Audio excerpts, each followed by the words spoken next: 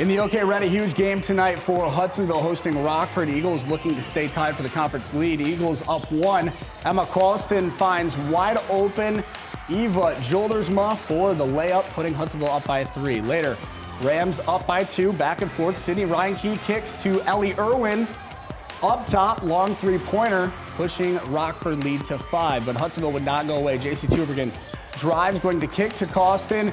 She knocks down the 3 as the Eagles go on to win this one 67-63. Never easy in the Red, but we know Hudsonville and East Kentwood, it's coming down to them here this last week to see if they're going to split the title or if someone can win it outright. Yeah, every game's big, you know? Yep.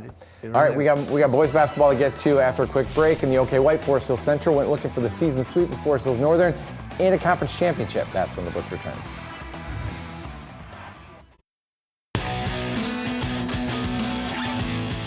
Well, you always mess with me saying that I'm too big on high school duos when it comes to basketball, but Jimmy Scholler and Mitchell Wilkinson up against Ethan Erickson and Trinidad Chambliss tonight. Forest Hills Northern, Forest Hills Central. Yeah, I've never once said that, but this obviously a huge game because Forest Hills Central led the White by 1 game coming into tonight's rivalry showdown. FHC scored 41 points in the second half to win the first meeting by 6.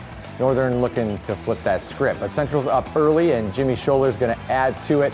He scored 12 in the first half. FHC by 4 at the break. Huskies trying to bounce back in the second half. Cole Reinbrandt coming up big. Corner 3 tied to the game at 45 apiece, and this one going right down to the wire.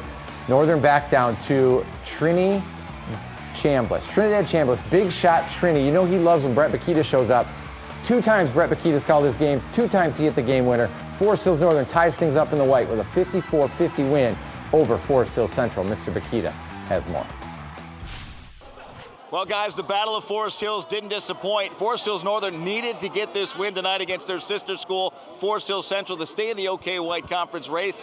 They get it coming from behind, outscoring Forest Hills Central 20-8 in that final quarter to win it by 4. You saw the final 54-50. Afterwards, we caught up with head coach Joe Souls and also the hero with the 3, Trinidad Chambliss. We are a resilient bunch.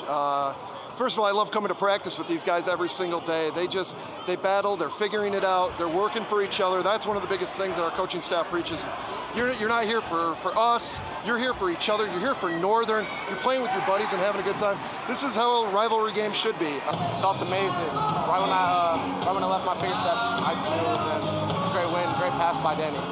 So now Forest Hills Central has that 1 loss at 10-1 in the OK White standings. A game back, they've got to make that game up, is Forest Hills Northern at 9-1. But don't overlook Northview at 8-2, still in this race now. And guess what? The Wildcats still have to play both Forest Hills Northern and Forest Hills Central before the regular season is done. It's going to be a fun one to watch. Again, the final score here tonight, guys, 54-50. Forest Hills Northern pulls it out over Forest Hills Central. For more highlights, let's send it back to the studio now with Jason and Zach. Thanks a lot, Brett. Speaking of Northview, a really good conference crossover game tonight. West Ottawa against the Wildcats. Third quarter score tied at 18. Kobe Hageland connects with a cutting Blake Peterson. Panthers lead by 2. Now in the fourth, Wildcats down 6. Aiden Walker comes up big with the 3 there, making a 3-point game with just over 4 minutes to play. Same score, 1 minute later. Colin Shriver makes a nice move on the baseline, extending the West Ottawa lead to 5, and the Panthers would go on to beat the Wildcats 46-40. Third straight win for Woe. Coming off a loss to Zeeland East on Tuesday, Unity Christian looking to bounce back against Zeeland West with a logjam atop the OK Green. Third quarter, this is all home team. Carson Gulker playing a little quarterback. Good guy to throw it to. Eli Steffen for 3. Ducks up 22 in complete control, but here come the defending state champs. Evan Neuenhuis gives it up to Zach Veldhaus, working his way in. He fills that up.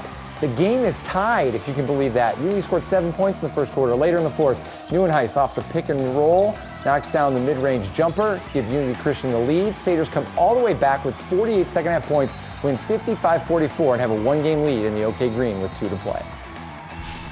You know, we just talked, we challenged our kids at halftime. I said, this isn't the team we want to be. We want to go out there and play hard and play our kind of game, and I'm glad they responded. I can't be prouder of the kids because our Daubers were down at halftime. Obviously, as you can tell, it's probably the worst half we've played in a long time at Unity Christian, but our kids are resilient. They really stepped up. I thought our bench was just huge tonight. They really came up big. I feel like we were playing with confidence, and then just we need to stroke down the shots, move the ball, play as a team. talk to each other more and just be there as each other for a team. Yeah, we just need to toughen up. We're playing weak. We need to get back how we were playing before and just play with that toughness and confidence. Hopkins hasn't won a conference title in boys basketball since 1997. That changes with a win tonight against visiting North Point Christian. First quarter, score tied up. Trevor Smith seals off his man before catching and finishing strong inside, putting Hopkins up too early. Last play of the first half now, Justin Dykesma scoops up the rebound, floats it back up and buries it as the buzzer sounds, giving Christian the momentum heading into the half. Second half, Mustangs up 6. Sam Vasu, the big play man, he just shows up and does what he does best when big games arise. 31 points. North Point Christian wins this one in overtime, 68-63. The Interstate 8, where Pennfield hosted Coldwater, Panthers and Cardinals tied for first when the night began, and it was Parents' Night for the Panthers, who have no seniors on the roster, but they have junior Ryan Peterson, who's really good. This three gave the home team the first 7 points of the game. Cards went to work to hang around. Junior point guard Spencer Rhodesiler led him with 13 points on the night. He also got a free throw for his efforts there. Coldwater never led in regulation. Austin Santur, the big putback. Cardinals led most of overtime. They win 56-52 in the extra minutes and are now alone in first place in the Interstate 8. So we have some conference